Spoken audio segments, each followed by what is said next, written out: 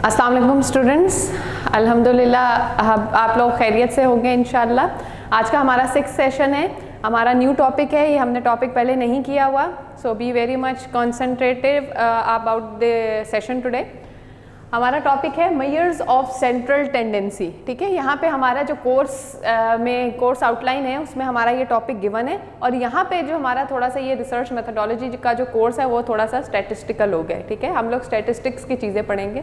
Statistics आपने पढ़ा होगा कि एक मैथमेटिक्स की ब्रांच है जो कि आपकी कैलकुलेशंस को डील करती है। अब कैलकुलेशंस डिफरेंट टाइप की होती हैं, ये हम लोग बिल्कुल ज़ीरो से स्टार्ट करेंगे so that you can know कि कैसी चीज़ें की जाती हैं। मेजर करते हैं हम अपने डाटा को। ठीक है, हम जो भी रिसर्च में अपना जो मेन जो हमारा एलिमेंट होता है जिसके ऊपर हम तमाम बातें कर रहे होते हैं, दैट इज़ आवर डाटा। हमने डाटा को ही एनालाइज करना है, डाटा को ही कैलकुलेट करना है, डाटा को ऑर्गेनाइज करना है, डाटा को रिप्रेजेंट करना है। और सबसे पहले फिर हमने स्टडी किया था कि हमने डाटा कलेक्ट कैसे करना है। डिफरेंट जो थे हमने उसके डिज़ाइंस पढ़े, सर्वे था, सर्वे मेथोडोलॉजी था, फिर ऑब्जर्वेशनल मेथड था, फिर कंटेंट एनालिसिस था। अब once you have collected the whole data you needed, ठीक है, अब आपने उस डाटा के साथ करना क्या है, आपने उस डाटा को इवेल्युएट क्या करना है। अब आपने के पास बहुत सारे नंबर्स जमा हो गए, you have a lot of numbers and you don't know कि what are these numbers and what I have to do with them, so you analyse them statistically. ठीक है, फिर सबसे पहले हम लोग कहते हैं मेजर्स ऑफ सेंट्रल टेंडेंसी, यानी कि हमारे डाटा में जो सेंट्रलाइजेशन की जो टेंडेंसी है वो कितनी है, वो कैसे मेजर कर सकते हैं हम। ठीक है, this is called a bell curve. ये एक बेल कर्व कहलाता है एक डाटा का। फॉर एग्जाम्पल हमारा डाटा इस न्यूमेरिकल्स का था, इस नोयत का था, आप समझ लें इस टाइप का था कि जिससे हमारा ये बहुत ही खूबसूरत बेल कर्व बना है। और इसके यहाँ पे भी वैल्यू जितनी है यहाँ पे है, it is equal to the value on its left side as well. अब यहाँ पे 3 इंडिकेटर्स मैंने ड्रॉ किए हुए हैं। The one is which is in the central, लेकिन सबसे टॉप जो पोजीशन होती है, जो बेल की जो हाइट होती है, बेल का जो टॉप नॉच होता है, that is called the mode. और उसके पीछे हमारे पास होता है मीडियन, और उसके बिल्कुल पहले हमारे पास होता है मीन। ये आपके पास एक बिल्कुल रफ सी क्या कहते हैं उसको, डायग्रामेटिकल रिप्रेजेंटेशन है कि आप अपने डाटा को कैसे रिप्रेजेंट करते हैं। ठीक है, अब हम लोगों कैसे मेजर कर सकते हैं सेंट्रल टेंडेंसी मेजर करने के लिए। You have 4 ways. ठीक है, you have 4 ways to measure central tendency of the data. The one is arithmetic mean, जिसे आप ज़्यादा एवरेज भी बोलते हैं। The next is median, the other is mode, and the fourth one is range. इनमें से बहुत ज़्यादा कॉमनली आपने सुने हुए होंगे रेंज और अरिथमेटिक मीन, यानी जिसको आप एवरेज भी बोलते हैं, जिसे हम लोग नॉर्मली कहते हैं कि इतने क्लास टेस्ट में इतने इतने मार्क्स आए तो एवरेज क्या रही, या एवरेज परसेंटेज क्या रही, या जितनी परसेंटेजेस हैं उनमें से एवरेज क्या है। एवरेज आप लोग क्यों निकालते हैं, अरिथमेटिक मीन आप क्यों निकालते हैं, why is it useful and why it is advantageous for your data. ये आप इसलिए निकालते हैं so that you can get an idea कि आपका जो डाटा है उसकी जो वैल्यूज़ हैं वो कौन से नंबर्स के इर्द गिर्द ज़्यादा लाई कर रही हैं, क्लस्टर्ड कहाँ पे हो रही हैं। ठीक है, आप इसको एवरेज भी बोलते हैं, और इसका फॉर्मूला आप इसको डिनोट करते हैं एक्स बार से। ठीक है, एक्स बार से आप एवरेज निकालते हैं, और इसका निकालने का फॉर्मूला क्या है ये आपने देख लेना है। लेकिन फॉर्मूला समझने से पहले you must keep these things in your mind कि एक तो हमारे पास डाटा 2 तरह का होता है। ठीक है, एक हमारे पास ग्रुप्ड डाटा होता है और एक हमारे पास अनग्रुप्ड डाटा होता है। जो ग्रुप्ड डाटा होता है उसमें हमारे पास क्लासेस बनी हुई होती हैं और फ्रीक्वेंसी बनी हुई होती है, और जो अनग्रुप्ड डाटा होता है it is also sometimes known as raw data.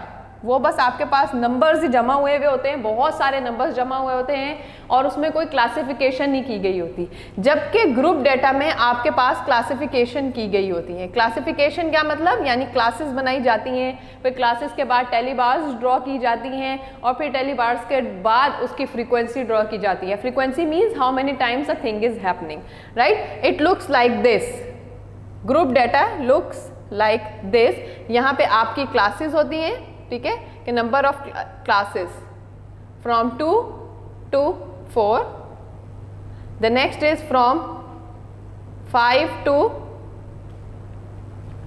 7, 8 to 9. Then you draw telebars like this and then you indicate the frequency. अब आप अपने डाटा में देखते हैं कि आपके पास कोई वैल्यू 2 है, you put a tally bar right away.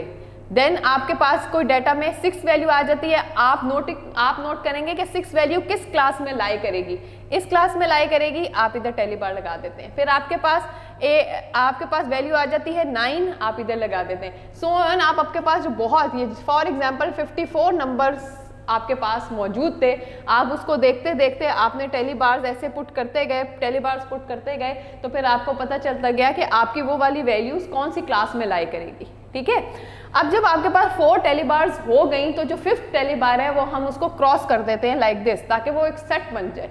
ये करने का मेथड ये करने का वजह सिर्फ ये होती है कि आपको एक प्यारा सा सेट नजर आ जाता है, जो आपको पता चल जाता है इस सेट का मतलब है 5 टेली बार्स। तो क्योंकि अगर फॉर एग्जांपल आपके पास 54 नंबर्स थे, आपके पास टेली बार्स लगती जाएंगी, ऐसे ऐसे ऐसे ऐसे आप टेली बार्स लगाते जाएं, तो आपको काउंट करने में बहुत मुश्किल होगी।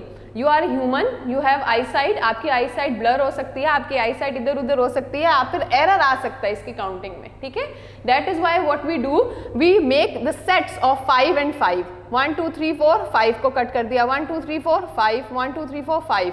अब मुझे देखने से ये लग रहा है कि दीज आर 3 सेट्स ऑफ 5, यानी कि दीज आर 15 टेली बार्स। ठीक है, अब मुझे 1 2 3 सो ऑन करते हुए 15 की जरूरत नहीं पड़ी, मैंने सिर्फ देख लिया कि ये 15 टेली बार्स है और 5 टेली बार्स ये थी, तो फ्रीक्वेंसी इज 20, यानी कि वो नंबर्स जो मेरे पास डाटा में 2 से लेकर 4 तक थे, they are 20 in numbers. And how do I get to know that? Because of the tally bars I put, जो मैंने टेली बार्स पुट की हैं उससे मुझे पता चला। और टेली बार्स पुट करते हैं आप ताकि आपको वो चीज़ें पता चलती जाएं। इसका एक ये भी मेथड है कि जब आपके पास डाटा आ जाता है, जिस तरह आपने ये पुट कर लिए नंबर, तो आप उसको क्रॉस करते जाएं ताकि आपको पता चलता जाए कि ये हमने ये वाला 3 पुट कर लिया, ये वाला 2 भी हमने टेबल में पुट कर लिया। इसी तरह आप टेली बार्स लगाते जाएंगे, इसकी है 2 फ्रीक्वेंसी और इसकी है 1 फ्रीक्वेंसी, राइट। तो ये आपका कौन सा डाटा है? This is your grouped data, this is your grouped data. और ungrouped data looks like this, just a number, कोई क्लासिफिकेशन नहीं होती, कोई टेबल नहीं होता, कोई फ्रीक्वेंसी नहीं उसकी बनाई होती, इट इज, इसीलिए इसको रॉ डाटा भी बोलते हैं। ठीक है, कि इसमें कोई प्रोसेस नहीं हुआ हुआ होता। और ग्रुप्ड डाटा में कोई प्रोसेस ऑलरेडी हुआ हुआ होता है, यानी क्लासेस बनी होती हैं, फ्रीक्वेंसी बनी होती है, और टेली बार्स आप खुद बनाते हैं जब आपको कोई डाटा को ग्रुप्ड करना होता है। लेकिन आपके पास sometimes question without tally bars भी आ सकता है, आपके पास यूनिवर्सिटी में क्वेश्चन सिर्फ ऐसे भी आ सकता है, क्लासेस एंड फ्रीक्वेंसी, बस। और ये आपको फिर जो है उसका मीन मीडियन मॉड निकालना होगा। ठीक है, so this is your grouped data and this is your ungrouped data. ये बात आपको बहुत अच्छे तरीके से याद रखनी है। इसके बाद हम करेंगे कि दोनों डाटास के फॉर्मूलाज डिफरेंट हैं फॉर द सेंट्रल टेंडेंसीज। ठीक है, आप एवरेज मीन ग्रुप डाटा का किसी और तरीके से फाइंड आउट करेंगे और अनग्रुप डाटा का किसी और तरीके से फाइंड आउट करेंगे। सो लेट्स सी कि हम लोग अपने अनग्रुप डाटा का सबसे पहले एवरेज कैसे निकालते हैं। अरिथमेटिक मीन, जिसको आप एक्स बार से डिनोट करते हैं, एक्स बार। ठीक है, इसका एवरेज का फॉर्मूला होता है X bar is equal to summation of X over N. ये हम अनग्रुप्ड को पहले स्टडी कर रहे हैं। ठीक है, summation of X over N, this is called sigma और summation, it means sum of. ठीक है, it means sum of the values. किसकी values? All the X values. X values कौन सी है? X X X X. इसको अगर हम यूँ लिख दें, x1 x2 x3 x4 x5 x6 and x7 and so on. ठीक है, तो इस फॉर्मूला को हम यूँ ओपन कर सकते हैं, x bar is equal to x1 plus x2 so on xn। n मतलब कि जहाँ तक भी आपकी वैल्यूज जा रही हैं। ठीक है, ओवर n।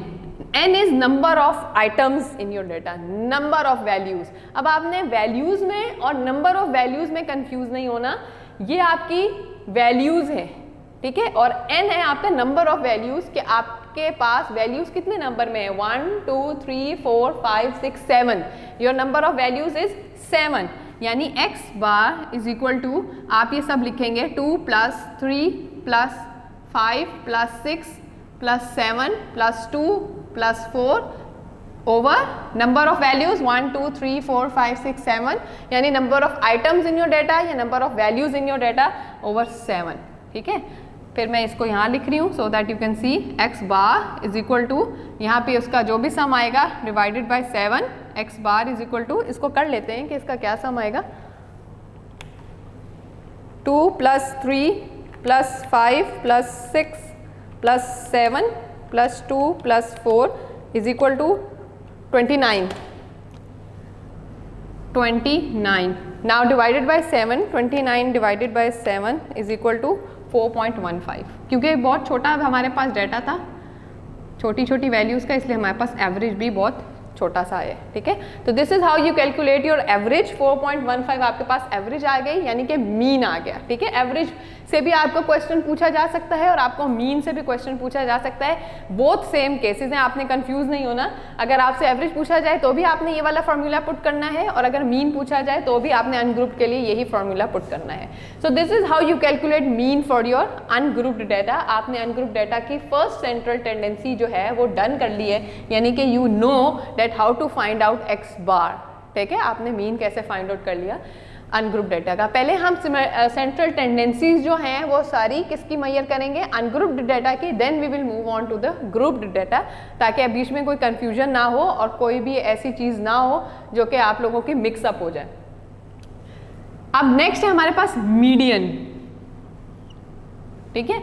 मीडियन किसे कहते हैं? मीडियन आपका बताता है, इंडिकेट करता है कि आपका जो डाटा की सेंट्रल वैल्यू क्या है, डाटा की सेंट्रल वैल्यू क्या है आपकी। What is the central value of your data? It is told by the mean of your data, sorry median of your data. Median को मीडियम से याद रखें कि उसके मीडियम में क्या आता है, यानी उसके मिड में क्या आता है, और आप इसको डिनोट करते हैं एक्स टिल्डा से, एक्स टिल्डा, राइट। इसके जो बार होती है वो स्ट्रेट नहीं होती, it is a slight curve over है, राइट।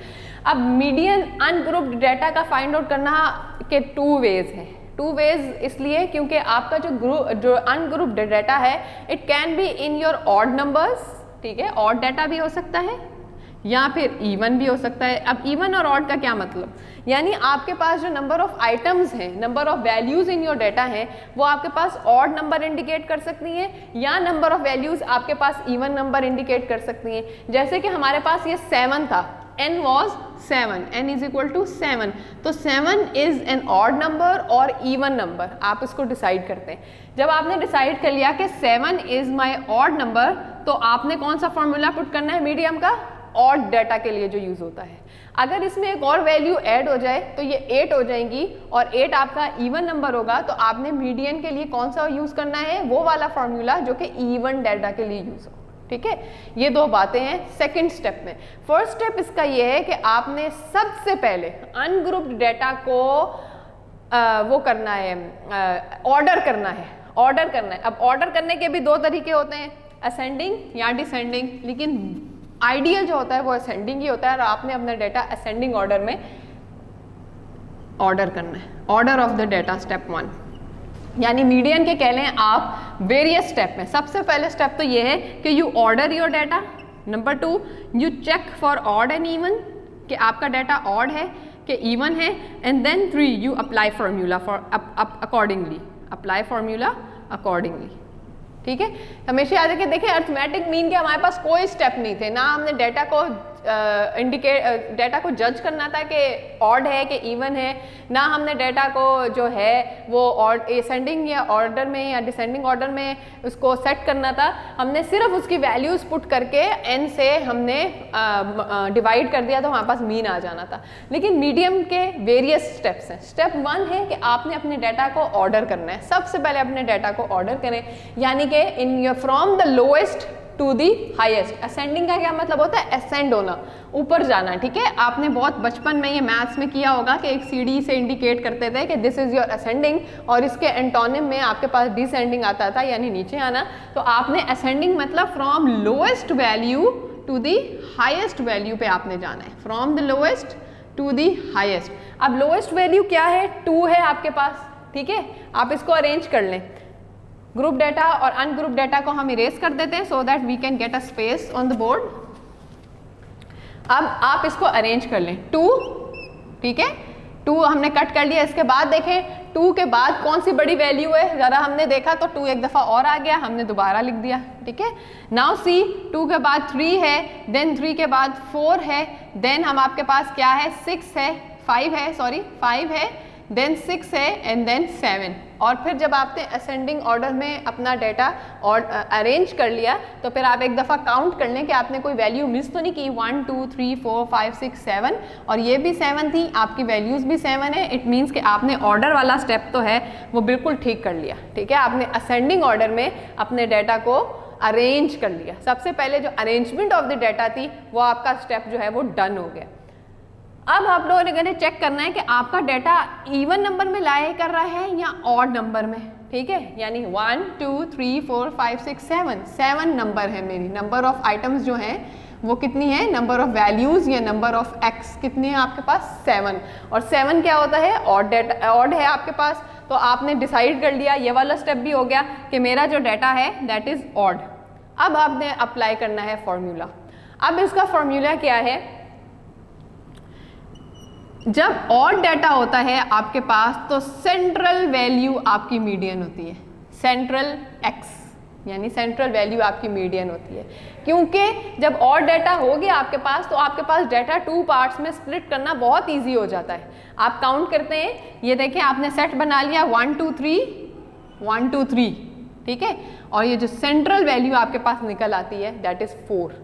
ठीक है, यानी कि आपका मीडियन क्या है, that is the 4th item, यानी कि the median is 4 of this data. Understand? इसको एक दफ़ा दोबारा सुन लें कि जब ऑड आपके पास डाटा आ जाता है, जब ऑड डाटा आपके पास हो, आपके पास जो नंबर ऑफ आइटम्स हो वो जब आपने कैलकुलेट किए तो that is odd in nature, तो आप अपने डाटा की सेंट्रल मोस्ट वैल्यू को देख लेते हैं। लेकिन जब आप सेंट्रल को देखते हैं, सेंटर का मतलब क्या होता है कि उसके राइट साइड पे और उसके लेफ्ट साइड पे इक्वल अमाउंट ऑफ डाटा हो। ठीक है, जब आपने सेंट्रल वैल्यू देख ली कि दिस इज 4th, तो आप देखेंगे यहाँ पे भी 3 वैल्यूज हैं और यहाँ पे भी 3 वैल्यूज हैं। इट मीन्स कि ये आपकी सेंट्रल वैल्यू बिल्कुल एक्यूरेट है, तो आपका मीडियन आ गया 4। ठीक है, लेकिन बात कब खराब होती है, जब आपके पास डाटा इवन में आ जाए। इवन की अब एग्जाम्पल करते हैं, ये अप्लाई, देखें आपने ऑड सेट कर लिया और अप्लाई फॉर्मूला भी कर दिया। फॉर्मूला क्या है कि सेंट्रल मोस्ट वैल्यू, ठीक है, of the odd data. Now see कि अब क्या होता है, गेम कैसे चेंज होती है जब आपके पास डाटा कौन सा आ जाए, इवन। अब यहाँ पे देख लें आपके पास 7 वैल्यूज थी, अब यहाँ पे आप एक और वैल्यू ऐड कर दें, दैट इज 9। ठीक है, 9 वैल्यूज में ऐड हो गई है, यानी कि आपके नंबर ऑफ आइटम्स एक इंक्रीज हो गया है। नंबर ऑफ आइटम्स पहले 7 थे, अब आपके पास 8 हो गए। पहले सबसे पहले स्टेप ऑर्डर कर लें, इसको ऑर्डर हम उसी तरह करेंगे 2 2 3 4 5 6 7 9 1 2 3 4 5 6 7 8 वैल्यूज हैं। हमने रीचेक कर लिया कि हमने कोई वैल्यू मिस तो नहीं की।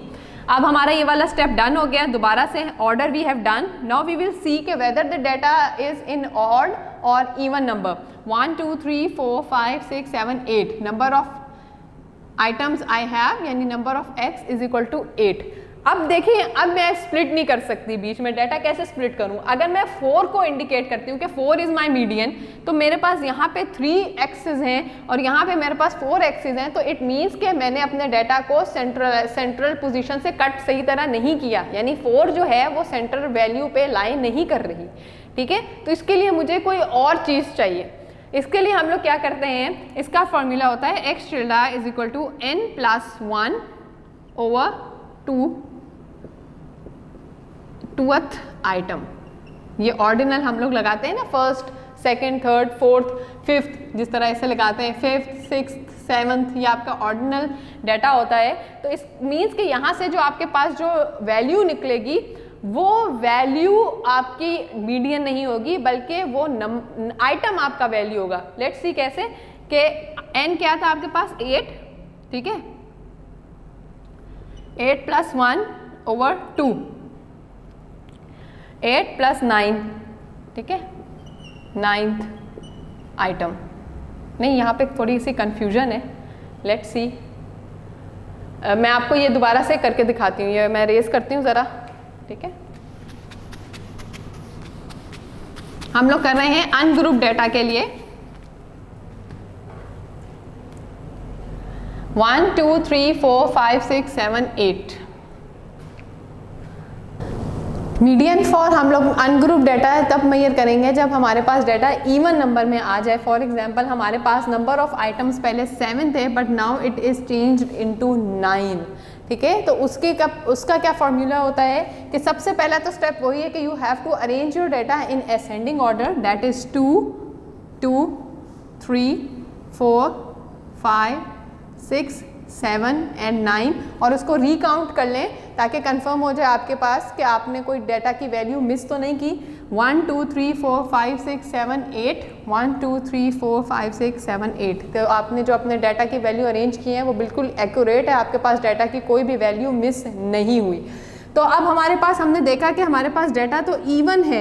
अब इवन को मैं कैसे सेंट्रलाइज कर सकती हूँ, मेरे पास मीडियन कैसे आ जाएगा? अगर मैं इसको फर्स्ट 3 पार्ट्स में डिवाइड करूँ देन दिस पार्ट 3 में, तो मेरे पास 2 वैल्यूज़ आती हैं, 2 सेंट्रल वैल्यूज़ आती हैं जो कि एक नेचुरल केस है whenever your number is in even, whenever your data is in even, right? So for the even what you do that you find out the mean of the 2 innermost या 2 centralmost values, 2 centralmost values का आप mean निकाल लेते हैं और mean अभी हमने study किया जिसको हम कहते हैं एवरेज। आप इसको नॉर्मल लैंग्वेज में ये भी बोल सकते हैं कि हम 2 innermost values का एवरेज ले लेते हैं। एंड एवरेज कैसे लेते हैं? You know sum of x over n, और यहाँ पे हमारे पास सम ऑफ x क्या है? 4 + 5, ठीक है, ओवर n। n हमारे पास क्या है? अब n आपने पूरा वैल्यू नहीं लेनी, just focus this box in your mind कि आपने 2 नंबर्स की एवरेज लेनी है। 2 नंबर्स की एवरेज का मतलब ये है कि आपके पास डाटा सिर्फ 2 वैल्यूज़ पर मुश्तमिल है, इसीलिए आपने 2 इधर यहाँ पे लिखा है, ठीक है। Then you put 4 + 5 5 + 4 = 5 6 7 8 9 9 and 2, then you divide 9 divide by 2, तो आपके पास पॉइंट्स में वैल्यूज़ आएंगी। लेट्स सी कितना आता है। 9 डिवाइड बाई 2, 9 डिवाइड बाई 2 4.5, तो इट मीन्स के 4.5 is your median. 4.5 is your median X चिल्ला। Understand? This is how you find out median for an even set of distribution, कि आपके पास जो डाटा है वो इवन में हो तो आप ऐसे फाइंड आउट करते हैं। एक दफ़ा इसको और देख लें कि जब आपके पास डाटा आपने स्टेप 1 में अरेंज कर लिया, स्टेप 2 आपका होता है कि आपने जज करना है कि डाटा इवन में है कि ऑड में है। तो आपने जब देखा कि आपका डाटा तो इवन में है, तो इवन के लिए आप कौन सा फॉर्मूला, जब स्टेप 3 पे गए that you have to apply formula, तो आप क्या फॉर्मूला अप्लाई करते हैं? 2 इनरमोस्ट वैल्यूज़ का फॉर्मूला अप्लाई करते हैं। 2 इनरमोस्ट वैल्यूज़ की आप एवरेज निकाल लेते हैं, तो आपके पास उस डाटा की मीडियन आ जाती है। अंडरस्टैंड? जो आपके पास ऑड में क्या थी वैल्यू, आपके पास सिर्फ central value was the median, and आपके पास इवन में क्या थी? 2 मोस्ट सेंट्रल्ड वैल्यूज़ की आपने एवरेज लेनी होती है। इसको आप ऐसे भी एक्सप्लेन कर सकते हैं इन योर क्वेश्चन कि मीडियन यानी एक्स चिल्डा में आपके पास एक केस होता है फॉर द ऑड और एक केस होता है आपके पास for the even, right? Odd में क्या होती है? Central value, only the central most value which divides the data into 2 equal halves, और even में क्या होती है? average of what? average of 2 central values, 2 central x। Understand? ये आपका पूरा जो चार्ट है वो मीडियन का बन जाएगा। तो whenever you are going to explain median in your question, keep this thing in your mind कि आपने मीडियन के दोनों जो अरेंजमेंट्स हैं उसको आपने डिफाइन करना है, एक्सप्लेन करना है इन योर क्वेश्चन, ताकि आपको क्लियर हो जाए कि मीडियन हमेशा पॉसिबिलिटी किस चीज़ को डील करता है कि या तो वो पॉसिबिलिटी हो सकती है data is in even form या data is in odd form, और ऑड के लिए आप मीडियन को अलग तरीके से हैंडल करते हैं और इवन के लिए आप मीडियन को अलग तरीके से हैंडल करते हैं, राइट? लेकिन ये आपने पूरा एक्सप्लेन करना है अपने क्वेश्चन पे। अब हमारी जो सेकंड सेंट्रल टेंडेंसी थी, मेजरमेंट जो थी, that is done, that is x tilde. हमने मीन पढ़ लिया। मीन में हम लोगों ने इवन और ऑड का कोई ऐसा नहीं होता मसला मसाइल, तो हम लोगों ने सिर्फ उसका फार्मूला लिखा था। हम आगे आगे इसके फार्मूलाज भी लिख लेते हैं। Summation of X over N, और इसका जो था क्या था, हम लोगों ने एन प्लस एवरेज लिख लें, ठीक है, या यूँ लिख लें कि ऑड का अलग है और इवन का अलग है ताकि आपको याद रहे, ठीक है। ऑड का भी कोई ऐसा फार्मूला नहीं है, सिर्फ यू हैव टू जज कि कैसी कौन से सेंट्रल मोस्ट वैल्यू है। और इवन में आपके पास हमेशा 2 सेंट्रल वैल्यूज आएंगी जिसका आपने एवरेज निकालना होता है। Now come to the third, that is mode. Mode means के आपकी most occurring value in your data. Mode को मोस्ट से याद रखें। Frequently occurring value in your data is your mode in your ungrouped data. आपके ungrouped data में कोई ऐसी वैल्यू होती है, कोई ऐसा नंबर होता है जो बार बार अकर कर रहा होता है, जो रीअकरिंग में होता है, वो आप लोगों की मोड वैल्यू होती है, वो आप लोगों का मोड ऑफ द डेटा होता है। ठीक है, अच्छा एक चीज़ हमारी मिस हो गई कि जब हम मीडियन फाइंड आउट करते हैं, जब मीडियन सारा कुछ निकालते हैं, तो आपको पता होना चाहिए कि मीडियन क्यों निकालते हैं। इसका सबसे बड़ा एडवांटेज ये है कि ये आपको बता देता है कि central value of the data क्या है, कि आपका डाटा कौन सी वैल्यू पे स्प्लिट इनटू टू हाफ्स हो जाता है। लेकिन इसका सबसे बड़ा डिसएडवांटेज ये होता है कि ये एक्सट्रीम नंबर्स को हैंडल सही नहीं कर पाता। क्यों? क्योंकि एक्सट्रीम नंबर से ये अफेक्ट ही नहीं होता, ये तो पोजीशन को डिफाइन करता है। ठीक है, ये आपकी पोजीशन को डिफाइन करता है कि कौन सी पोजीशन पे जो है आपका डाटा अलग हो रहा है, कौन सी पोजीशन पे, जिस तरह ये कौन सी पोजीशन पे जो आपका डाटा है ये टू हाफ्स में डिस्ट्रीब्यूट हो रहा है। अब यहाँ पे देख रहे हैं कि अगर आप सिर्फ इसको देखें तो ये द बेल इसका जो स्पेस है दैट इज डिफरेंट, और यहाँ पे जो बेल कर्व की जो स्पेस है दैट इज डिफरेंट। तो इट मीन्स कि जो आपकी मीडियन में जब एक्सट्रीम वैल्यूज आ जाती हैं तो वो आपके डाटा को अफेक्ट नहीं करती, बल्कि आपके डाटा को सिर्फ पोजीशन बता रही होती हैं। यानी कि median tells the position of the data. अगर आपके पास कोई 100 आ जाए ना, 100 वैल्यू, तो 100 वैल्यू तो आपने लिखनी ही एंड पे है, और उससे पीछे आपके पास यही स्मॉल स्मॉल वैल्यूज हों। जब आपने असेंडिंग ऑर्डर में इसको कर दिया 2 3 अप टू 100, और जब आपने 100 वैल्यू लिख दी तो 100 से आपकी मीडियन इफेक्ट नहीं होगी। वाई? बिकॉज 100 मैटर ही नहीं करेगा, वो तो असेंडिंग ऑर्डर में आए ही एंड पे था। मीडियन तो आपको बताता है कि पोजीशन क्या होगी उस वैल्यू की। मीडियन बताता है आपको कि कौन सी पोजीशन पे आपका डाटा जो है वो एक्यूरेटली इनटू टू हाफ्स में स्प्लिट हो रहा है। Understand? So coming to the mode tells you कि how many times a number is happening again and again, कितनी times वो reoccur हो रहा है। मोड का सबसे बड़ा एडवांटेज ये होता है कि आपको बहुत बड़े डाटा में ये बात बड़ी आसानी से पता चल जाती है कि कौन सा स्कोर सबसे हाई है, यानी कि सबसे इन कौन सा स्कोर है। ये आपको बहुत ज़्यादा रिसर्चेज में हेल्प करता है, ऐसी रिसर्च में जिसमें आपकी कंज्यूमर बेस्ड रिसर्च हो, जो कि आपने देखना होता है कि वीक में मेरी ये वाली प्रोडक्ट कितने टाइम्स जो है निकल रही है मेरी मार्केट से, या कितनी इसकी डिमांड है। तो ऐसी आपको डाटा ओरिजिनेट करने में ये बहुत हेल्प करता है। सो लेट्स सी कि मॉड को हम डिनोट किससे करते हैं और इसको फाइंड आउट कैसे किया जाता है। मॉड को हम डिनोट करते हैं एक्स रॉ से या एक्स कैप से। ये छोटा सा कैप होता है एक्स के ऊपर जिसको हम रॉ बोलते हैं या कैप बोलते हैं।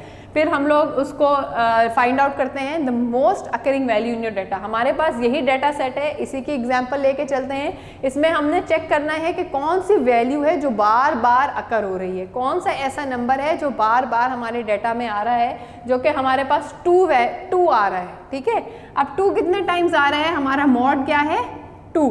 ठीक है, चाहे वो वैल्यू 6 टाइम्स आए, चाहे वो वैल्यू 7 टाइम्स आए, आपने उस वैल्यू को सिर्फ एक दफ़ा ही कोट करना होता है। तो आपने बताना है कि वैल्यू का जो मेरा मॉड है वो है 7। अब 7 बेशक 700 टाइम्स अपीयर हो in your data, it should not matter to you. What should matter to you is कि आपने बताना है कि वो नंबर कौन सा है जो बार बार आ रहा है। अब ये नंबर 2 टाइम्स आया है, कितने टाइम्स भी आए that is not my concern, बस मुझे ये पता है कि ये वाला ऐसा नंबर है जो मैनी टाइम्स हैपन हो रहा है in my data. So 2 is my mode. अब मेरे पास जो मॉड है, समटाइम्स ऐसा केस आता है कि कोई वैल्यू ज़्यादा टाइम अपीयर कर रही है। ठीक है, यानी कि ये 2 जो है ज़्यादा अपीयर कर रहा था मेरे डाटा में, इसलिए मेरा मॉड था। लेकिन कोई ऐसा नंबर भी हो सकता है जो कि दोबारा भी अपीयर हो रहा हो, तो क्या हो जाएगा, आपके पास 2 मोड्स आ जाएंगे उस डाटा के। यानी कि ये 3 हमने इस डाटा में और ऐड कर दिया, 3 तो पहले भी था, यानी 2 भी 2 टाइम्स अपीयर कर रहा है और 3 भी 2 टाइम्स अपीयर कर रहा है। तो यानी कि आपके पास 2 मोड्स आएंगे, यानी first mode is 2 and the other mode is 3। जब आपके पास आपकी डिस्ट्रीब्यूशन में, आपके डाटा में एक मॉड आता है तो you say that the data is uni modal, right. Uni means 1, uni means 1। जब आपके डाटा में एक ही मोड हो तो आप कहते हैं कि डाटा इज़ यूनी मॉडल, यानी कि इस डाटा में एक ही मोड एग्जिस्ट कर रहा है। जब आपके डाटा में 2 मोड्स आए तो यू से कि the data is bi modal, right, and bi means 2। Bi modal means कि आपके कोई 2 मोड्स हैं डाटा में, जैसे कि 2 and 3। सिर्फ 2 था तो इट वॉज यूनी मॉडल, अब 2 के साथ 3 भी एग्जिस्ट कर रहा है तो it is my bi modal set. ठीक है, डाटा का सेट है। अब समटाइम्स 2 से भी ज़्यादा वैल्यूज़ जो है वो अपीयर हो जाती हैं, 2 से ज़्यादा वैल्यूज़ आ जाती हैं डाटा में, तो that will be your try model. ठीक है, ये बहुत ईजी से वर्ड्स हैं जो कि कॉमन लाइफ में भी यूज़ होते हैं। ट्राई मीन्स 3, या तो आप इसको ट्राई मॉडल बोलते हैं या फिर आप इसको मल्टी मॉडल बोलते हैं। मल्टी का भी मतलब हमेशा यही होगा कि मोर देन 2, ठीक है, मोर देन 2। जब 2 से ज़्यादा वैल्यू आएंगी या तो आप उसको ट्राई मॉडल बोलेंगे या फिर आप उसको मल्टी मॉडल बोलेंगे। जैसे कि इस एग्जाम्पल में हमने देखा, इसमें हमने यूनी मॉडल भी फाइंड आउट किया था जब हमारे पास 3 नहीं था, हमारा डाटा यूनी मॉडल था। जब हमारे पास 3 दोबारा आ गया तो हमारे पास डाटा ट्राई मॉडल हो गया। अब यहाँ पे मैं 5 एक दफ़ा और लिख देती हूँ, तो यानी 5 भी मेरे पास 2 दफ़ा ही अपीयर हो रहा है इन द डाटा। अब मेरे पास डाटा ट्राई मॉडल या मल्टी मॉडल हो गया है। So this is how you find out mode of the data, और इसमें हमारे पास कोई डिस्क्रिमिनेशन नहीं है कि whether your data is in ascending order, whether your data is in descending order, whether your data is in even number और whether your data is in odd number. ये चीज़ें आपकी मोड को अफेक्ट नहीं करती। मोड में सिर्फ आपने देखना है कि मोस्ट अकरिंग वैल्यू आपकी कौन सी है, राइट। तो यहाँ पे हमारे पास जो मोड है वो भी हमारे पास कंप्लीट हो गया है। अब हमारे पास जो last central Maihar, central tendency का जो मैयर है, दैट इज़ रेंज। रेंज बहुत कॉमन है, इसको आप आर से ही डोनेट कर दें, बेशक करते हैं तो इसमें कोई ऐसी बात नहीं होती। रेंज का मतलब क्या होता है कि आप एक अपने डाटा सेट की, अपने डाटा की रेंज फाइंड आउट करते हैं, यानी कि वो चीज़ फाइंड आउट करते हैं, वो वैल्यू फाइंड आउट करते हैं जिसके बाहर और जिसके इनसाइड आपके पास जो वैल्यूज़ हैं वो को एग्जिस्ट कर रही हो इन योर डाटा, राइट। आप नॉर्मल लैंग्वेज में भी कहते हैं कि कोई मुझे रेंज बता दो, इस रेंज का मुझे कोई चीज़ दिखा दे, ठीक है। तो range means to give an idea कि यहाँ के लेफ्ट और यहाँ के राइट पे आपके पास कौन सी वैल्यूज़ क्लस्टर आउट करेंगी। तो रेंज का formula is for the ungroup data XM minus XL. XM means highest value of the data, most highest value of the data is your XM, and XL is your lowest value of the data. ठीक है, आप अपने data को find out करने के लिए जब आपने असेंडिंग ऑर्डर में कर लिया तो आपको बहुत ही आसानी से पता चल जाता है, ठीक है। तो रेंज का भी सबसे पहले अगर आप ये स्टेप फॉलो करें तो आपकी रेंज फौरन निकल आएगी कि आपने सबसे पहले अपने डाटा को क्या करना है, असेंडिंग ऑर्डर में अरेंज करना है। जब आपने अपने डाटा को असेंडिंग ऑर्डर में अरेंज कर दिया तो आपको समझ आ जाएगा कि पहला वाला मेरा सबसे लोएस्ट है, क्योंकि असेंडिंग ऑर्डर में आप सबसे पहले अपना लोएस्ट मेंशन करते हैं और फिर एंड में आप अपना सबसे हाईएस्ट मेंशन करते हैं, विच इज़ 9। तो आपको पता चल जाएगा तो आपके पास XM क्या है 9 और XL क्या है 2। अगर आप अपना ये स्टेप मिस कर देते हैं, आप असेंडिंग ऑर्डर में अपना डाटा अरेंज नहीं करते तो भी इट्स ओके, लेकिन लुक वेरी वेरी केयरफुली अपने डाटा के अंदर। आपने बहुत केयरफुली देखना होगा कि कोई सी वैल्यू आपकी जो हाईएस्ट थी और आपने जो हाईएस्ट देखा है वो वैल्यू आपकी रह ना जाए, ठीक है। यानी कि अगर आपने देखा है 9 है और 9 से भी बड़ी कोई वैल्यू एग्जिस्ट कर रही थी डाटा में, ये आपकी अपनी जजमेंट होगी, ठीक है, या पर्सनल स्किल होंगे, आपके आई साइड स्किल होंगे, तो आपने देखना है, ठीक है। इसमें ये स्टेप ज़रूरी नहीं है कि आप असेंडिंग में करें, लेकिन ये अगर स्टेप आप कर लें तो इट विल बी बेनिफिशियल। तो आपने देखा कि आपके पास हाई वैल्यू ऑफ डाटा क्या है 9, लोएस्ट वैल्यू क्या है 2। फिर आपने XM देख लिया कि आपके पास हाईएस्ट वैल्यू है 9 और फिर आपके पास XL है 2, तो फिर यहाँ पे आपने डाल दिया 9 minus 2। 9 minus 2 कितने होते हैं 7। 7 is your range. Understand? So this is how you find out range. Range आपके पास अनग्रुप डाटा की भी फाइंड आउट हो सकती है, तो आपको आइडिया हो जाता है। अब आपके पास मसला ये कि क्वेश्चन में कैसे आएगा, ठीक है। आपके पास जो यूनिवर्सिटी आपसे ये सेंट्रल टेंडेंसी का क्वेश्चन या तो स्टैटिस्टिकली ऐसे भी पूछ सकती है जिसमें आपने जो है पूरी फार्मूलाज अप्लाई करके क्वेश्चंस को सॉल्व करना होगा, या फिर आपसे एक्सप्लेनेशन भी ले सकती है कि what are the measures of central tendencies, what are the advantages and disadvantages of central tendency. तो जब आपके पास एडवांटेजेस और डिसएडवांटेजेस में चीज़ आ जाए तो सबसे पहले तो आपने बताना है कि सेंट्रल टेंडेंसी किसे बोलते हैं, की क्यों जाती है। 4 मोस्ट कॉमन सेंट्रल टेंडेंसीज हैं जो हम डाटा में यूज़ करते हैं, मीन, मीडियन, मोड और रेंज। मीन क्यों यूज़ करते हैं, कैसे यूज़ करते हैं, ठीक है, हाउ एंड वाई, मीडियन का हाउ एंड वाई, मोड का भी यही सवालात का आपने जवाब देना है और रेंज में भी उसके एडवांटेजेस और डिसएडवांटेजेस बताने हैं, तो आपका ये क्वेश्चन इंशाल्लाह सॉल्व हो जाएगा। लेकिन समटाइम्स ये आपको क्वेश्चन मैथमेटिकली और स्टैटिस्टिकली आ सकता है कि आपको सिर्फ एक डेटा गिवन हो और उसमें लिखा होगा find out mean median mode for the given data. अब वो डाटा ग्रुप्ड डाटा भी हो सकता है और वो डाटा अनग्रुप्ड डाटा भी हो सकता है, राइट। तो दोनों केसेस में आपने क्वेश्चंस को हैंडल करना आना चाहिए। ऑब्वियसली एक्सप्लेनेशन क्वेश्चन के लिए, एक्सप्लेनेटरी क्वेश्चन के लिए आपके पास बहुत सारा मटेरियल होना चाहिए, which I will share in the slides, जो मैं आपको स्लाइड्स भेज दूंगी इंशाल्लाह। उसमें आपके पास सारी एडवांटेजेस और डिसएडवांटेजेस हैं और ये चीज़ें भी उसमें मेंशन है, लेकिन ये चीज़ें सिर्फ देखने से समझ नहीं आएंगी, सो इसको समझाना बहुत ज़्यादा ज़रूरी था।